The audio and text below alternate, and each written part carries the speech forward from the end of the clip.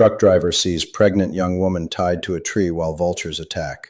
Comment telling me what you thought of this story, giving it a score from 0 to 10, and comment what city you are watching me from.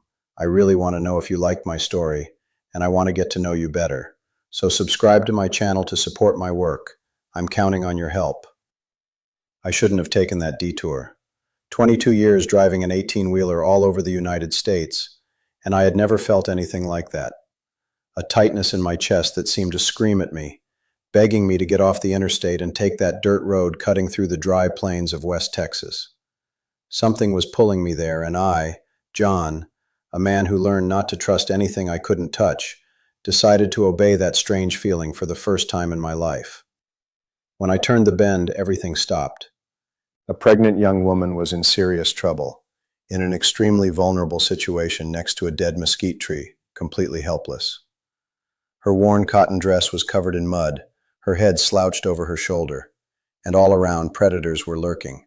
Buzzards, 3, 5, 7 of them, waiting with that horrible patience that only they possess. The sky was closing in fast, heavy clouds loaded with rain. I hit the brakes so hard the tires squealed in the mud. Her name was Emily. I managed to get her out of that critical situation with the pocket knife I always carry on my belt. The buzzards backed away slowly, without rushing. Emily could barely stand. She was shivering uncontrollably, her eyes wide open, lips moving but making no sound. I supported her as best I could and put her in the cab of the truck. I turned on the heater and got out of there the exact moment the sky fell. The torrential downpour turned the dirt road into a river of mud in 10 minutes. For the first few miles, Emily didn't say a word. She just hugged her belly with both hands, her eyes fixed on the windshield where the rain was beating violently. I didn't press her. I drove with extra caution because visibility was near zero, and the rig was sliding on the steeper sections. It was through the rearview mirror that I noticed it. A pair of headlights that wouldn't disappear. Rain or sharp curves, the headlights stayed right there. Constant. Patient. Someone was tailing us. I know Alpine well, where I was born and where I left years ago after a situation that I still carry as a weight on my chest. I had refused to commit an injustice, blowing the whistle on a freight tampering scheme at the local trucking co-op where I worked. The result was my name destroyed, my reputation shredded, and an informal exile that turned me into a man without roots, living inside my rig. A man with no illusions, no faith in happy endings. But Emily was right there, and her baby too. At our first forced stop, when the truck got stuck in the mud near a rural property, Emily finally spoke. Her voice came out fragmented between sobs, but the words were clear enough to freeze my blood. The name she kept repeating was Richard. A powerful man in the region, a wealthy rancher, respected, the kind that every small town in rural America knows all too well. The one who bankrolls things, the one who collects, the one who decides who stays and who leaves. Emily had worked on his ranch as a maid. When she realized she was pregnant and decided to leave, Richard wouldn't have it. He didn't accept imperfections. He didn't accept any loss of control. And Richard was coming. I managed to get the rig out of the ditch with a wooden board and brute force, but I lost a precious hour. When we reached the nearest town, Marathon, small and quiet, I tried to take Emily to the local clinic. But the receptionist recognized Emily's name and got visibly nervous. She said they had no beds available. She said Emily needed to go to another county. Her eyes avoided my face with a carefulness that was no accident. Someone had gotten there before us. The message was on the walls, in the silence, in the air conditioning that hummed way too loud in a room that was way too small. Richard had a long reach. I found shelter at a boarding house run by Mrs. Martha, a white-haired lady with a firm voice who had known Emily since she was little, and who, unlike everyone else, showed no fear when she heard Richard's name. She just said that the man would reap what he sowed. Martha was our first real ally. She provided dry clothes, hot food, and a trusted doctor, Dr. Davis, who saw patients discreetly and confirmed what everyone feared. Emily was in the early stages of premature labor, worsened by extreme stress and prolonged exposure to the rain and cold. The baby wouldn't be able to wait much longer. And it was right there, at that moment when a glimmer of hope seemed to open up, that Richard made his first move. Not personally, he never got his own hands dirty. But my niece, who lived in Austin and with whom I had the only family tie that still anchored me to the world, received an unexpected visit. Men who talked to her, who made it clear that her uncle needed to back off, that there were consequences for those who meddled where they didn't belong. I found out over the phone, in the hallway of the boarding house, while the rain was still beating down outside.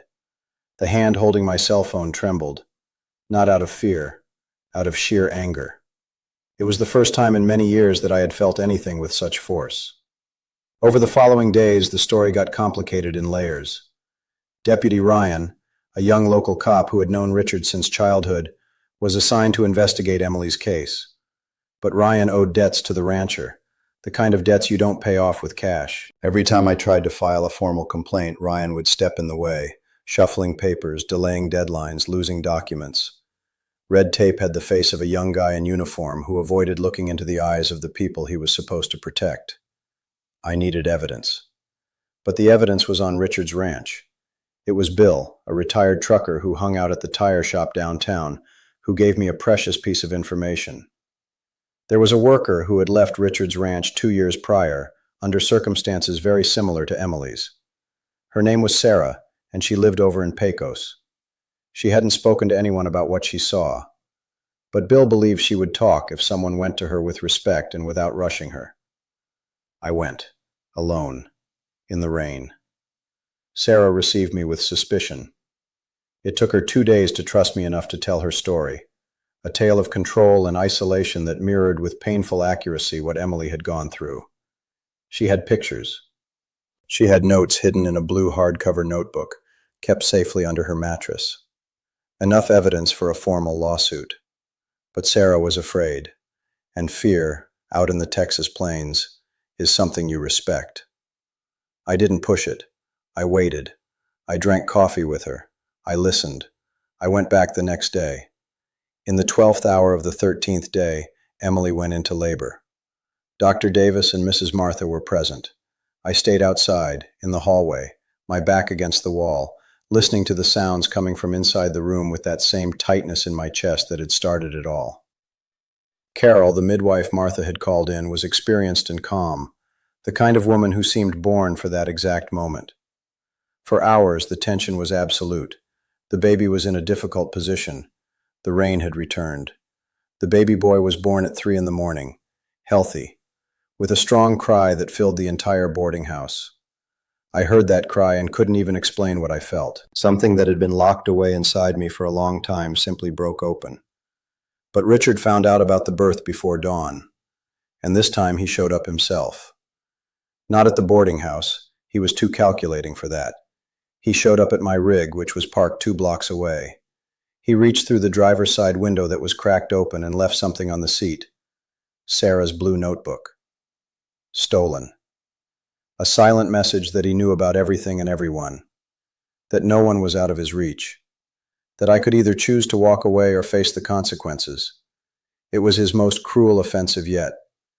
Because without the notebook there was no formal proof. Without proof, Ryan would keep blocking any criminal charges. And Emily, with a newborn in her arms, would never have any real safety. I stood next to the truck for a long time, the cold rain pouring down on me, staring at the empty seat. Then I called Evan. Evan was an investigative reporter I had met years ago during the co-op incident.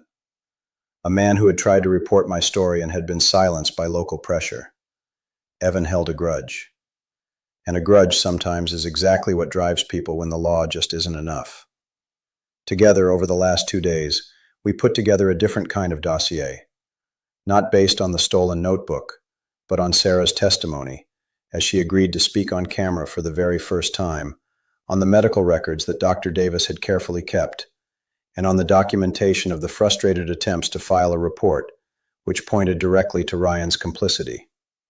The dossier was delivered simultaneously to a state investigator in Austin, completely outside of Richard's sphere of influence, and to a journalist in Austin that Evan had contacts with, Megan, who had built her career covering cases of abuse of power across rural counties. Megan knew the pattern, and she knew exactly how to expose it. In the final hours of the 18th day, While the sun finally broke through the clouds over the high desert for the first time in weeks, police cruisers pulled up to Richard's ranch with a federal warrant. Ryan was preventively suspended from the force. Richard was taken in for questioning, and there was a whole lot of questioning to be done. I was in a town square when I got the confirmation over the phone. I sat down on a stone bench. I looked up at the orange late afternoon sky. I didn't smile right away, I'm just not the type. But I closed my eyes for a moment and took a deep breath, like someone who finally sets down a heavy load they've been carrying for way too long. Emily showed up a few minutes later with her son in her arms, walking slowly. She sat down next to me. She didn't say anything right away. The baby was sleeping. She asked if she could name her son after me. I didn't understand at first. She repeated herself. She was asking for permission to use the name John as the boy's middle name, out of gratitude, in memory of the man who found her when the buzzards were already waiting. I looked at that child for a long time, and for the first time in many, many years I said yes, without hesitation. Months later, Richard fell ill, a sickness that the doctors classified as extreme stress and an immune system collapse, the exact same symptoms that Emily had shown after days in a terrible situation under the brutal desert sun. The whole county talked about the case for weeks, with that mix of surprise and resignation from people who always knew that time eventually collects its debts. I didn't change my profession. I stayed on the road, but I started making frequent stops in Marathon. If you like this video, please subscribe to my channel. I promise to bring you videos every single day that will make your life happier. Comment what you thought of my story, giving it a score from 0 to 10, and thank you very much.